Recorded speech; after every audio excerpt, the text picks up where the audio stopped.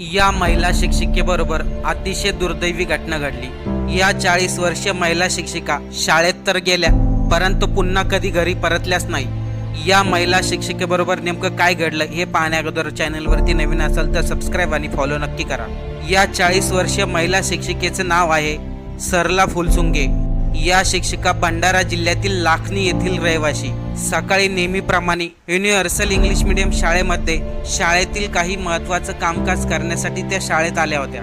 दुपारी 12:30च्या दरम्यान शाळेतील कामकाज संपल्यानंतर त्या आपल्या घराकडे निघाल्या। लाखनी येथील पंचायत समिती समोर सरला राष्ट्रीय महामार्गाच्या रोडवरती लागल्या, परंतु अचानक पुढे स्पीड ब्रेकर आल्यामुळे त्यांनी आपल्या स्कूटरचा वेग कमी केला। परंतु त्याच वेळेस मागून येणाऱ्या ट्रकने यांच्या दुचाकीला जोरदार धडक दिली आणि या घटनेमध्ये 40 वर्षीय शिक्षिका यांचा जागीच मृत्यू झाला। या स्पीड ब्रेकरने अनेक लोकांचे जीव घेतले आहेत।